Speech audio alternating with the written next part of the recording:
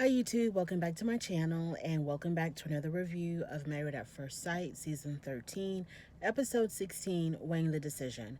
This whole episode was about the couples trying to get some last minute advice from their friends and family and whoever else on to help them make their decision, because decision day it is looming and they need to figure out what they're going to do. And so it's just all the couples meeting with their individual friends, just talking about the pros and cons of their relationships and what and just weighing out their, trying to weigh out what they're going to decide. So at this point, I'm pretty sure, I would think that the majority of them kind of have their mind made up, especially Ryan and Brett. And speaking of Ryan and Brett, let's get into it. So Ryan is meeting with his friend and they're playing tennis, and after they get done playing tennis, they sit down and talk, and he tells his friend, I really messed up with the whole dating app thing. He says, I re-downloaded this dating app. She found out about it. And I was surprised that his friend wasn't even fazed by it. Like, I thought his friend would have been like, you did what? So either the friend already knew, or the friend was just like, hey, this is Ryan being Ryan. I don't know. But the friend wasn't fazed by it at all. So he says he feels really bad about it, and supposedly he had moved out soon after that whole dating app fiasco. So there's a scene with Brett alone in the apartment, and she's on the phone talking to her sister who sounds just like her. It's crazy how there could be a lot of physical similarities in family members, but it's weird to me, like when you can hear it in their voices, that how much they are related, because it was like Brett talking to herself. Her sister sounded just like her. The deepness of the voice, the enunciation of words, they sounded just alike. Anyways, so she's talking to her sister, and her sister says that Brett says that Ryan just can't take responsibility for what he did, and because he made it seem like he didn't mean to download it. He doesn't know how it ended up on his phone, because the app was deleted previously, and then he only meant for it to download again after decision day, but it downloaded again anyways on its own, I guess. Who knows what the hell he was talking about. When people do that double talk, and I'm going to get into double talk a little bit later, but when people do all this double talk, it's just, you're lying. You're lying.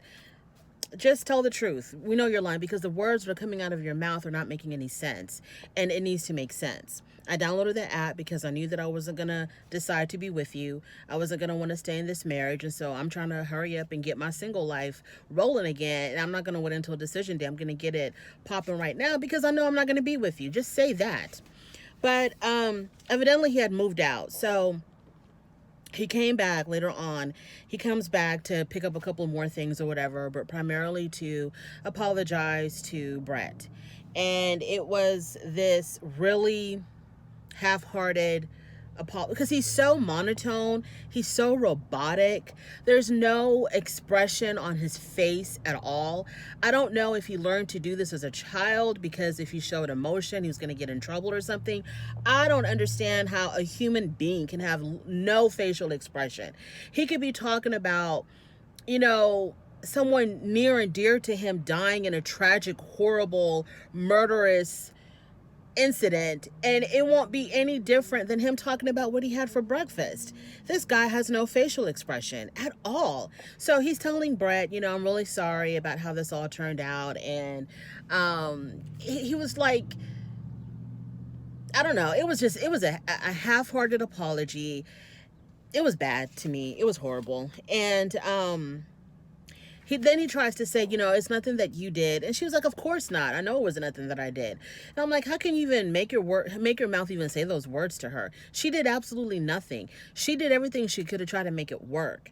And even though, and the whole thing about how, she's not really my type, and I'm trying to find feelings for her, and I'm just waiting for these feelings to start. Well, what about her? She wasn't trying to jump your bones.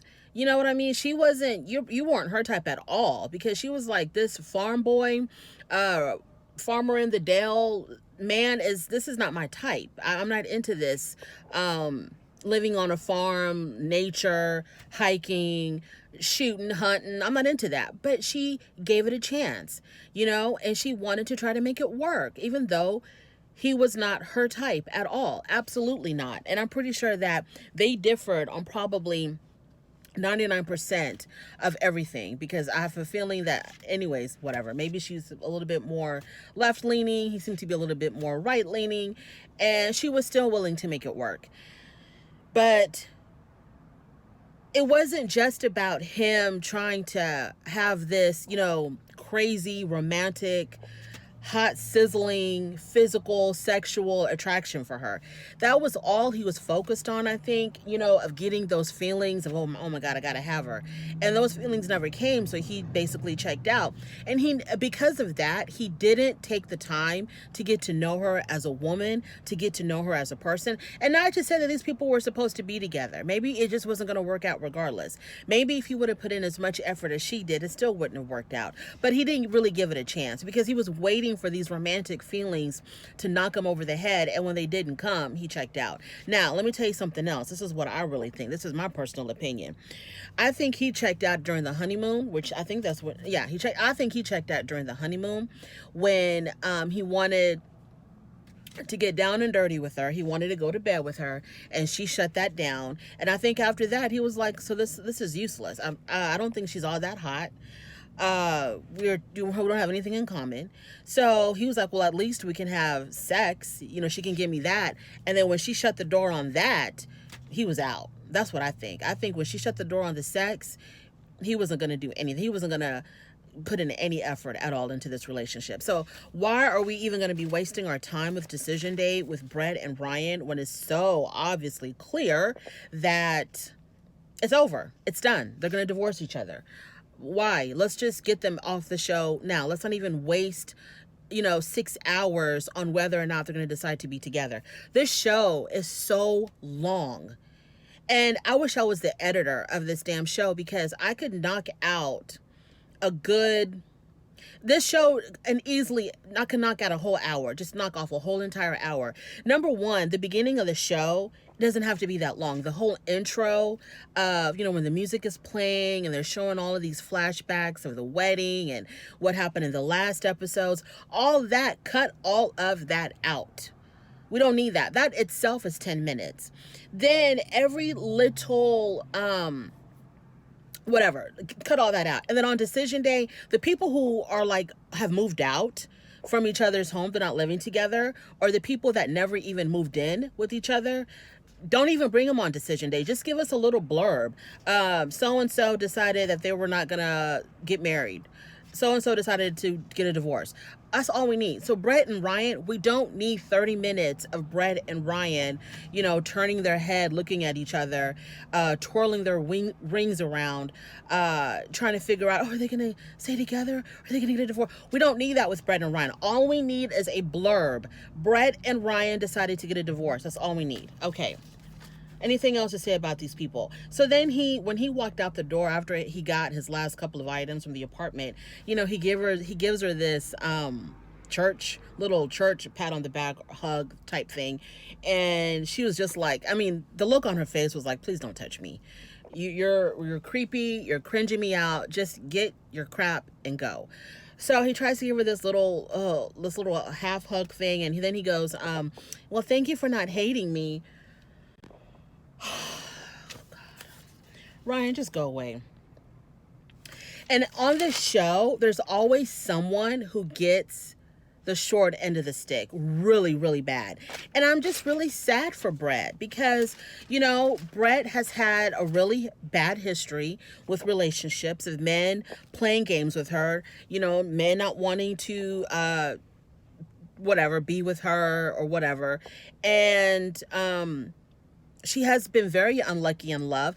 And then of all the people they could have matched her with, they matched her with someone who, within minutes of coming back from the honeymoon, he's already downloading a dating app.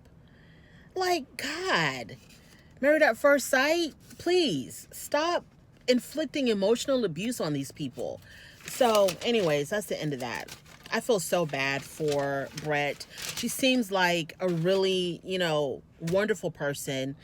I think she did have a great personality. I think she was very attractive. And they just matched her up with this bum. She was just too I don't know if she's born or raised in Texas. I have no idea. She doesn't seem like a native Texan to me. I don't know, maybe she is.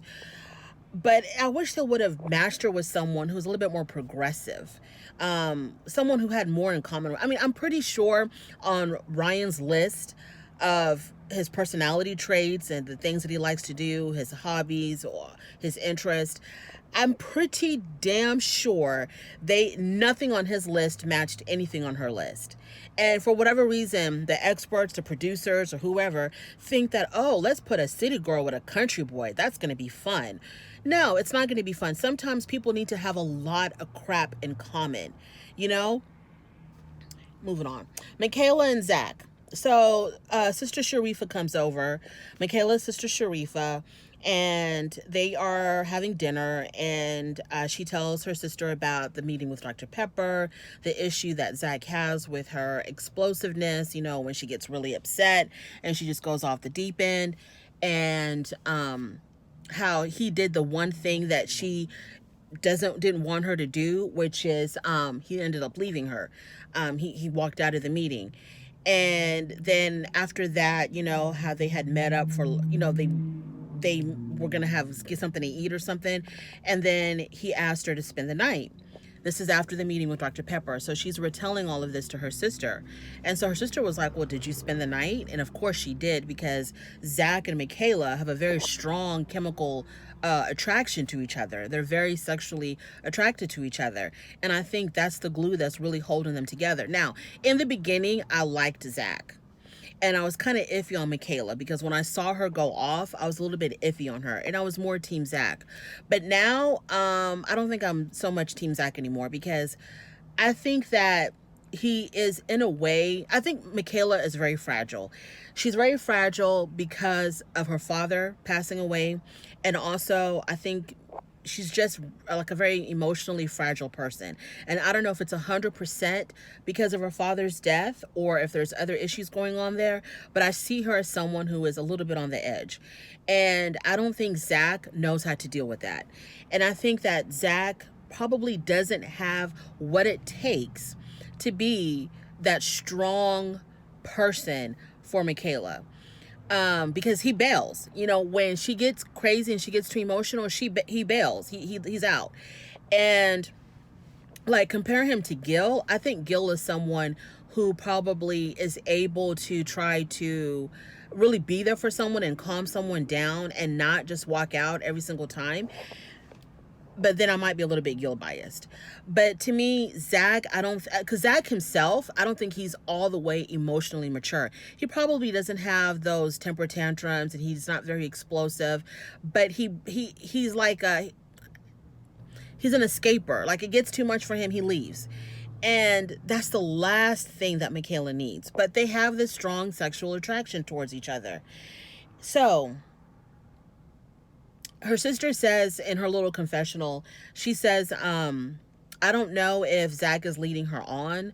I don't know if Zach really even knows what he wants. Maybe he's leading himself on. So the sister sees some warning signs. Now, in the beginning of their meeting, of, you know, her and her sister meeting, Michaela had said that her sister is very Tim Zakayla. You know, Zach and Michaela, their names put together. She's very Tim Zakayla. Her sister really wants to see them together. I don't know if Michaela's projecting her own desires to be with Zach on her sister, or if that's how her sister really feels, because the sister told us that she thinks Zach is leading her on. So I don't see her sister being Team Zakayla. I do see some red flags with Zach and Michaela. I don't think that this is a good match for them. I think they are hot and heavy right now. But I think long term, I don't know, because I think Michaela needs someone who's more emotionally strong. And Zach, I don't want to say that crying is bad. You know, he gets emotional, he cries, that's good, he lets it out. But he also seems kind of like maybe he also needs emotional support. I don't think either one of them is strong enough to give the other the emotional support that they need. I think that's what I'm trying to say. Neither one of them is strong enough to give the other the emotional support that's needed. So all they have is, you know, good, crazy, wild sex, and that's it. And that's not going to keep a relationship together. And yeah, I got more to say about Zach a little bit later on. Zach meets with Gill. I'm not sure why he didn't meet with any friends or any relatives, but he met with Gill. And he talked about, Michaela's breakdown at the couple's getaway and how that was like an eye opener for him. And that's where he was kind of like, kind of made up his mind that, not made up his mind, but probably leaning more towards not staying with her. Gill says that Michaela and Zale are very hot and cold, that no one is going to know what they're going to decide until they make their decision. You have no idea where these people are going because they make you think one minute that everything is hunky-dory, they're working things out, and then the next minute, someone moved out again. So who knows? And during the whole conversation with Gill, I noticed that Gill, not only with Zach, but even with his wife, Gill is a really good listener. Then again, maybe I'm Gill biased. Gill is a very good listener, I feel like, because he bounces off what the person is actually saying. He listens, he responds. Anyway, maybe I'm just Gill biased. Bao and Johnny. So Bao meets with her friend, and they talk about how, the whole Sarah incident, that Bao said that in her little circle, in her close circle of friends and family, everybody wants to see her and Johnny make it, except for Sarah. And I think it's very coincidental and a whole lot of fishy that out of all the people that Johnny could have had, that out of all the people that were looking for a car, it ended up being Sarah, the one person who was going to feed into his doubts, the doubts that he has with Bao. Out of all the people out of all her friends, out of everybody, that's the one that he spent a lot of time conversating with. Now, I've always felt like Johnny was a little bit distracted. He wasn't really 100%, obviously. He wasn't in this marriage. And like he was acting the way he was acting, kind of like, when a man if a man has a chick on the side, and then he'll create these arguments with his wife or his girlfriend just to have an excuse just to leave. And that's how I saw Johnny. Like, he would get into these arguments with, he would overreact over the littlest things that she would say or that she would do, things that would not make any other normal human storm out. But he would get so upset because she says, I just want to work it out with you. And he'd just be like, are you crazy? And then he's up and gone. And so, and it makes me think he would create these moments just to leave, maybe just to go see someone else. I hope he wasn't trying to see Sarah. I'm telling you, I hope this is not like a repeat of that one season where that one chick, her husband was trying to hook up with her friend. I hope it's not like that. But I'm just thinking to myself, Johnny, he's so quick to up and leave, and then he confides in Sarah, the one person who doesn't see it for Bao. And I was surprised that Bao said, when she said that her and Sarah, she called Sarah her best friend of 20 years. And I was like, you need to pick better friends, girl. You need to pick better friends.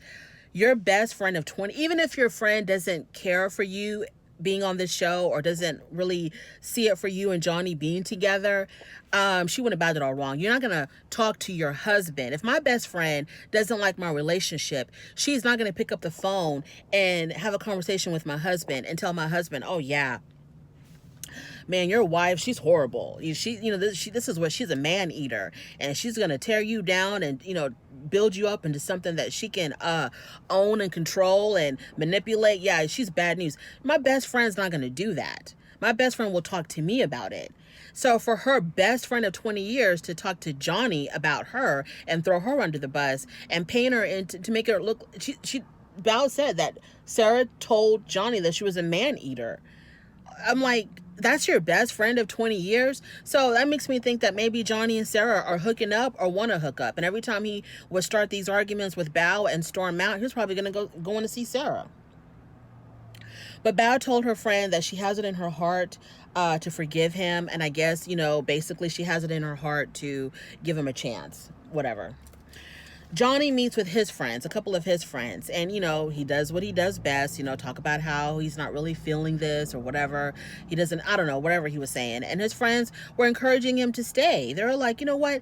It's only been 2 months and you can't just bail out, after 2 months, because they see the potential in Bao. I think they really like Bao. And you know what? I think that's the reason why Johnny didn't want Bao at the cookout with his family, because they were going to see how wonderful she was, and they were going to encourage him to stay with her, and he didn't want that pressure. I think that's what it was, because he knows that Bao is extremely likable. So his friends were telling him, look, don't give up on it so quickly, because they see the potential. And one of his friends even said that Johnny has extremely unrealistic expectations when it comes to relationships. And so he wants it to be picture perfect. And if he sees one tiny thing that doesn't fit that picture, he bails. So they're trying to encourage him, because they know ain't nothing going on out there in these dating streets. They know there's nothing going on out there. This is probably the best that Johnny will ever do. A woman who is this committed and this into him, because I'm like, what the hell does he have to offer? And every time I feel like when I make my notes on Bao and Johnny, I'm always writing the question, what does Bao see in Johnny? Now, I understand maybe in college he was, the guy on campus, the popular guy, because she made it seem like when they were in college, he was like really popular. He had a whole bunch of friends. Well, that's the whole meaning of popular. Like he was this he was like the big guy on campus or something, even though they went to two different colleges. She made it seem like he was just like this really well-liked, really popular guy. And so like her wanting to be with him, I wonder, is this the adult Bao that wants to be with Johnny, or is this the college girl Bao who felt like, oh, guys like that don't notice girls like me kind of situation? And now you feel like, oh, I got the popular guy, I got the most popular kid in class to marry me, and that's why she wants to make it work. Because what do you see in Johnny, Bao? He's emotionally, psychologically abusive to you. He tears you down every chance he gets. He makes you feel like crap. You even said that you see yourself, that you've changed since you've been married to this man, and not for the better. What do you see in him? I'm so sorry. I'm like constantly touching my hair and my shirt and all this stuff. Okay. So his friends are telling him, stick it. And I know that's not what he wanted to hear. Of course not. If you want to hear what you want to hear, call Sarah. If you want to hear the truth, listen to your friends. Okay, I'm glad that they see something in Johnny that Bao might like, but I don't. I would probably encourage him to not marry her, not because she's not good enough for him, but because he's not good enough for her. I would probably tell him, you know what, she deserves something better than you. And maybe you shouldn't go through with it, because she deserves something a whole lot better than you. Moving on. Oh, and another thing, Johnny, when he went to her childhood home, and he heard her whole story about how horrible her upbringing was, and he felt something in his heart for her, and that was like a big turning point for him, because he told his friends that when he got to finally understand, where she was coming from, what her beginnings were like, what her childhood was like, he said that he felt in his heart like this need to take care of her. And this was the first time that I've ever seen Johnny act in any shape or form human. And that was nice. That was touching. I don't know if it's enough to convince me that Bao should stay with him, but it was really touching. It was really touching that he felt that way. Like he felt this need to protect her, to take care of her, to comfort her, knowing where she came from. So hopefully that little seed will grow into something more in him. So later on, I didn't know that they slept in separate rooms, but yeah, there was a scene of them going to bed that night, or whatever night it was, and he went to his room and she went to, and I know that they were having issues, obviously, and they didn't sleep in the same room when they did the couples getaway, but I had no idea that it was like that at home, because the last time that I saw them go to bed, they were sleeping in the same bed. Maybe I forgot when they decided to sleep in separate beds. And then Johnny said that he has this really tiny, tiny little voice asking him, what's wrong with saying yes on decision day? So there's this tiny, tiny, tiny, tiny little mustard seed of hope that he just might say yes on decision day, which is great. I just don't know if it's great for Bao. Rachel and Jose. So Rachel meets with her friend, and her biggest issue with him is his explosive temper, which to me, that's a huge red flag. If you meet someone with an explosive temper and it gets crazy, like they're just crazy like that, most likely that's just how it's going to be. very few people, it's not impossible, but I think that very few people have it in them to try to control and manage their temper and their anger. Some people need external help, and they need to be serious about it when they get that external help. So I don't know if this is a good look for their marriage, but I kind of feel like that's a red flag, Rachel. When he locked her out like that, I think that's a huge red flag. Jose's not, like the worst human being, but she needs to be very cautious. And then she talks about how she tells her friends how he's got these note cards of like reminders of how he needs to be better for Rachel. And the friend doesn't understand the note cards. She thinks that if you're a good person, the friend said, if you're a good person, you don't need note cards to remind you to be a good person. You're just a good person. So, I agree. I totally agree. You're a grown man. You don't have to put a note card on the refrigerator to remind you not to lock your wife outside your house. So what's up with that? And Rachel is a strong woman, but I feel like she might be losing herself in Jose. So Jose meets with his friend, and he says that they're very compatible. Of course, he's always going to, anyways, he says they're very compatible. They get along really well. They're yin and yang, whatever. And, but there are 3 issues that he has with her. He has issues with her fidelity. He doesn't know how faithful she can be because she has cheated on her ex before. And when he locked her out, she ended up at her ex's house. And also there's communication issues. Rachel also mentioned communication issues. She says that he never listens to her. She'll say something over and over again and he won't pay any attention to her. And also he has an issue with her sleeping at the ex-boyfriend's house. And the friend was kind of like, wow, that's a big thing. He says that, all he can do is just to believe her when she said that nothing happened between them when she went there. Is this a red flag for Jose that she slept at her ex-boyfriend's house? It might be. This might be a red flag for Jose. But maybe he learned his lesson and not locking his wife out. And Rachel can't, and I'm like, out of all the people that you could have called, so you were locked out, because I remember the producer was there with them, and I remember her, and I think she said that the reason why she left was because she was walking the producer out or something, and then when she came back, the door was locked. He deadbolted it. And I'm thinking to myself, out of all the people you could have called the producer. I'm pretty sure you have all of their numbers. You could have called a girlfriend, a relative. Out of all the people that you could have spent the night with, you chose to call your ex. And you know what? You also could have called the producers or people on the show, and they probably could have gotten a hotel room for you.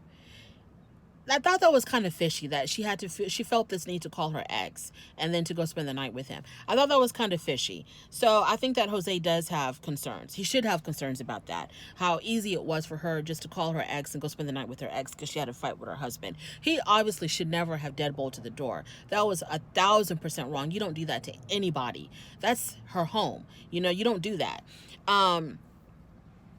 If a landlord can't do it, you can't do it. So, but at the same time, she shouldn't have called. I mean, that's going to put doubts in his head that will never go away. That's what I feel like. That's going to always put doubts in his head that will never go away. And I think it's just going to fuel his jealousy. And I think that that's going to be an issue for them. I need them to really talk it out. But they had that one little short conversation where she said, yeah, I went to my boyfriend's house and everything was fine. We didn't do anything, but, I believe her, and so that's what Jose says. He says, all I can do is believe her. I have nothing else to go by, so all I can do is just take her word for it. But I think that's going to put that seed of doubt in his head, and I think this might cause problems for them later. So Rachel and Jose, they go out to eat, and they talk about, what it might be like moving forward.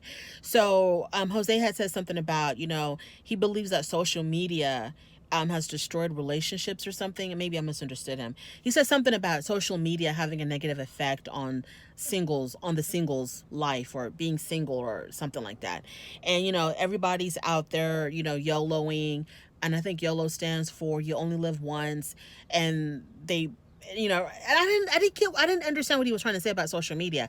But then Rachel came back and said, well, look, I'm one of those people. I YOLO. I like to post a lot of stuff on my social media. I like to do a lot of fun things. And he says, the thing is now that I'm married, that's not going to stop, but I just want to do those things with my husband. And I thought that was a great point. All the things that she did as a single person that I guess, Jose sees as destructive or something. She says, I still want to do those things. I want to post pictures on Instagram of us traveling the world instead of me doing it by myself, going to the best restaurants and, living it up. And I want to do all of that stuff with my husband. And I don't know why Jose has a problem. Like, what? So that's another thing. Are y'all really compatible? Rachel likes to live life to its fullest. Jose just wants to take a vacation to San Antonio, and to him, that's living life to the fullest. Rachel wants to go to Switzerland. She wants to go to Thailand. I think she even mentioned going to Spain. That's her living her life. He wants to go to the Alamo and be done with it, and then come back home. And she's like, no, that's not the trip of a lifetime. That's not the trip of the year. My trip of the year is something where we get our passport stamped. His trip of the year is, going to the neighboring town. That's exciting for him. So are these people even really compatible like that? And he wasn't going to budge. He wasn't like, you know what? Yeah, we can, because she's even relenting. At first she said every year she wants to travel abroad. And he was like, no, we don't have any money for that. That's just too expensive. We need to save our money for our future. Oh, I hate people like that. If you have the money and you're wise with your money, what is wrong with doing that? If you have the means, you're not going to be able to do this after you're dead. These people who are constantly depriving themselves of fun because they want to save. My question is, save for what? What are you saving for if you don't want to use your money to do anything? What are you saving for? They want to just, we can't do this because we're saving. Oh, we can't do this because we're saving. Oh, we can't do it because we're saving. Okay, so you're saving, then you're going to have $1 million or $10 million or whatever saved up. Then you're going to be too old and crippled to do anything.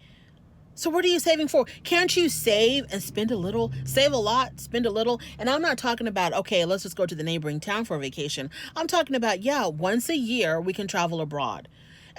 But we have to cut corners. We can't buy the Louis Vuitton. We can't buy the red bottoms. We can't eat out every single night because you want to have this, huge trip planned out. That's fine. We'll travel abroad every year, but we're going to have to cut corners the rest of the time. Okay, fine. I get it. So she's even relenting and saying, hey, let's go every other year. Let's travel abroad every other year. And he still seemed like he wasn't really feeling that.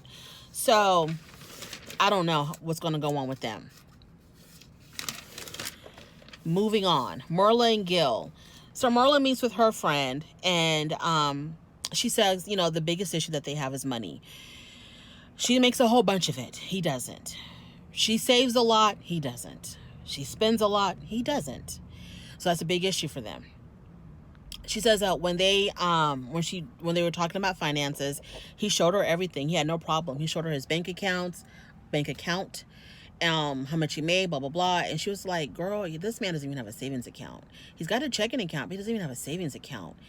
And that's a problem for her because she likes to save money so she can spend money. And she makes twice as much as he does. And she says that he just started out being a fireman. And she wanted someone, or she would have preferred that he was more established in his career instead of someone who's just starting out. And their friend says, well, if he's just starting out, that means that there's potential there. Which is like, I'm pretty sure he's starting off at a good salary. If she's making twice as much, I don't know. I'm thinking, he's got to be making at least 50, maybe even more. And she makes twice as that. So she's in the 100K. And, if he's starting off, he's just going to make more and more and more. I don't know what the problem is with him starting off as a fireman. That's a very noble profession. That's a very impressive, but then again, maybe I'm guilt biased. That's a very, impressive profession for someone to do something like that. And I'm pretty sure his income is just going to steadily increase. And he seems like a very take charge kind of guy where he's probably going to move on to be in some type of a leadership role. So the sky's the limit for Gill in this profession, so I don't know why she's, upset about him starting off as a fireman. And she says that Gill is very humble. And I didn't know if she meant humble as in humble or humble as in poor. Because you know how Merlin is. It's like if you're not on her level, you're practically a peasant. So then they go skating. And it was really funny when she was like, she goes, am I burning any calories? Is this a workout? And he says, you burn calories every time you complain. So that was really funny to me. And so they sit down and they talk, and he tells her that they have a conversation. And I thought to myself, it was crazy how it was just him talking about his issues about her, but we didn't see what her issues were about him. Either she didn't mention them or they didn't show it. But he told her that he has an issue with her being so negative. He has an issue with her being very elitist. She likes to rely on her looks, but he says beauty fades. He basically said that he did say, not basically, he literally said that she was a spoiled brat and that she poo-poos on other people that are not on the same level where she's at. Well, he didn't say poo-poo. He says that, you crap on people who are not where you're at. And that's a very elitist attitude to have. And she basically says, look, I work hard for my money and I'm going to enjoy my money. And he says that he cannot be with someone because he says something about a high rise. He says, you act like you have to live in a high rise. You just have to live in a mid rise or a high rise. You can't live in a regular apartment. And she was like, I don't have to live in a high rise. I want to live in a high rise. I'm like, Marla, come on. So, he says that he can't be with someone who can only be happy with having the best of the best. He can't be with someone like that because he's not like that. And Marla to him appears to be that way. And so I'm beginning to kind of wonder, can they work this out? Sometimes I wonder if he has an issue with her being so much more successful than him. And instead of him just saying, I have an issue with my wife making more money than me, he nitpicks at her spending. He nitpicks at, her taste. Which I'm thinking there's nothing wrong with someone who wants to have Louis Vuitton's versus Walmart brand. There's nothing wrong with someone who wants to live in a high rise versus, a regular schmegular apartment. If they can afford it and they can do it wisely, what is wrong with that? I don't understand why he has a problem with why she has a taste for the finer things in life. I think maybe his issue is that she makes so much more than he does, but he doesn't want to say it. So he uses these other things as an excuse to kind of bring her spending down. Like he wants to knock her down to his level so that maybe he doesn't feel as poor next to her or as financially less next to her. If she's, shopping at Walmart with him, he doesn't really feel it. But then when she's at Neiman Marcus, but he can't afford Neiman Marcus, maybe he feels some kind of way. I don't know. So then he calls his mother and he tells his mom, that these are the issues that I'm having, is the spending, the finances. And he says that she makes more than I do, but she also believes that the man should pay all the bills. And he was telling his mom, I don't think that's fair. And I don't know if his mom agreed with him. His mom was like, yeah, you're right. It's not fair. Y'all need to be there for each other. Y'all need to help each other out and, share everything. So that was wonderful. Great. And then the mom was like, how's the communication? He says, we communicate really good. And the mom says, okay, as long as you communicate good, everything's going to be fine. I think the mom was like, go ahead and marry this girl. I don't think it's going to get any better for you than this. So I feel like, so he says, just because I'm the man, doesn't necessarily mean that I have to pay all the bills, especially when she makes more than I do. He wants it to be more equal. I guess he doesn't want it to be like he pays, all his money goes to the important things like bills and all her money goes to spending. I don't know. Then when they're in bed, the only thing that was of significance in that scene is when she was like, hey, whatever we decide on decision day, I have no regrets about this whole experience. So I hope that they do work it out. I hope that they do make it. I hope that they do decide to stay together. And I think that Gil needs to get over himself with her spending because she doesn't spend wastefully. She spends wisely. So then there was this time where they had a whole get together with all the couples. The only thing that I'm going to mention here is when Gil had said that he can't commit to someone who can't change for the right reasons. And so he thinks that if his wife is not willing to change for the right reasons, whatever he considers to be the right reasons, because it's very subjective on what the right reasons are. But he says that if she can't change for the right reasons, he thinks that's very selfish if she's not willing to change. And so he can't commit to that. So obviously you want her to bargain shop with you to make you feel better, and you don't want her to outspend you and always go for the finer things because you know that you can't really afford that. But that's how I interpret that. So Zach has this conversation with Bao, because you know Zach to me, he's kind of crazy. He says, you know, how him and Michaela have this agreement that even if they say no at decision day, they can still see each other. The door is wide open for them to continue to date, which I take that as the door is wide open for them to continue to hook up. So he doesn't want to lose that. He doesn't want to lose access. Okay, he doesn't want to lose access to Michaela as soon as all of this ends, because he's not done with her yet in that arena. He wants to keep that door open, and I think that's why he's like, hey, maybe we're not meant to be married, but we are definitely meant to be bedmates. So, and I think that's how he's got her mind all twisted up like that. And she's probably very easy to manipulate because she's so fragile. So he was like, yeah, just because we say no on decision day doesn't mean that it's no. And so then Bao asked, well, if no doesn't mean no, then just say yes. Just say yes. And so if you say no on decision day, but you're still willing to date and see each other, then why not just say yes on decision day, continue to, you know, develop the relationship. And then when you get to that point where it doesn't work out, then you can give the hard no and then go file for divorce. And so Zach got defensive, and that defensiveness showed me that he knows he's talking BS. He's talking garbage. He knows he's talking trash, that what he's saying doesn't make any sense, because he got real defensive. So he got defensive and he was like, hey, my no is not the same as your no. Okay, no means something completely different to me. No doesn't mean no to me. No means that I just realized that maybe, you know, things really didn't work out in this way under these circumstances, but they may work out in that way under those circumstances. And so, and yes doesn't mean that yes, we're meant to be. You know, yes could mean that, you know, whatever he said, which makes no sense. Double speak. This was his double speak, where he's saying two things at once. And so, so Bao says, if no doesn't mean no, then why not say yes and try it out until you can, you know, finally make that decision that's not going to work out. And then he says, well, if I were to say yes, and that means that the past 8 weeks have been great and I've been happy and let's continue. So yes to him doesn't mean, you know, yes, we may hit some bumps in the road, but we're going to work it out. Yes to him means that he's basically saying, I've had the time of my life with you.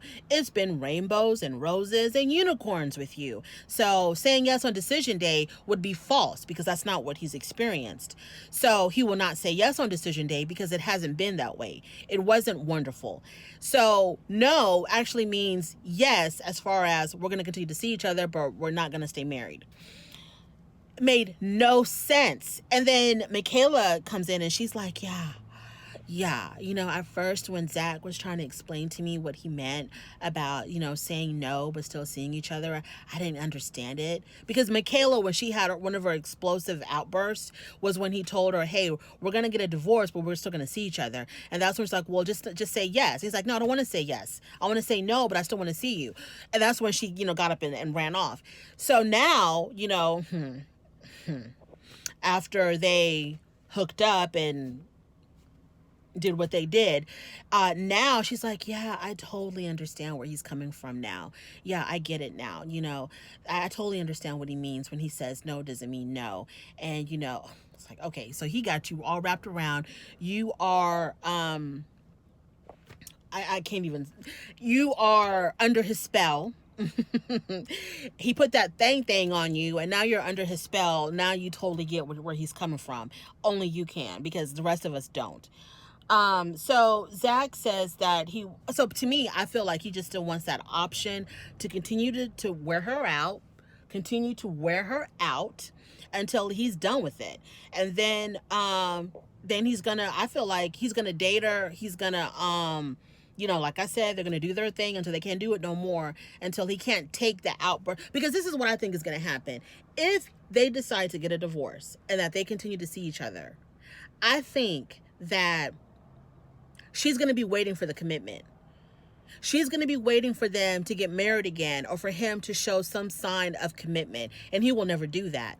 And then she's going to get heartbroken again. That's what so if they decide to not stay married, they need to cut it loose. I think Zach and Michaela are toxic for each other. They're together for the wrong reasons. They both have not healed from whatever. I don't know if Zach has any kind of trauma in his life, but Michaela definitely has. And I think Michaela has not fully healed from the trauma in her life. So, and Zach, I don't think can handle her emotionally. I don't think he can be what she needs emotionally to ground her, to stabilize her, to really be there for her emotionally. I don't think he can. So, if they decide to get a divorce, if either one of them decides to get a divorce, they need to cut it. Just cut it loose. Don't see each other, don't date. Because Michaela, you are in for the biggest heartbreak of your life. If this man decides to divorce you, but still wants to date you, and then he will never give you that commitment, that truth, because I'm pretty sure Michaela thinks, oh yeah, we're going to say no, but then we're going to still date each other. And then I'm going to have all the time in the world to convince him to be with me. And he won't be with her. And she's going to get her heart broken. That is my review for Married at First Sight. Thank you so much for joining me. I truly apologize for making it 45 minutes. I'm so sorry. I know no one's going to stay this long, but if you did, I love you. I appreciate you. Thank you so much for every view that I get. I appreciate you guys more than you ever know. So please join me again. Don't forget to like, subscribe, leave a comment. Let me know where I went wrong. Let me know if I got something messed up, if I got something all twisted up. Just let me know. And I'll talk to y'all later. Thank you. Bye-bye.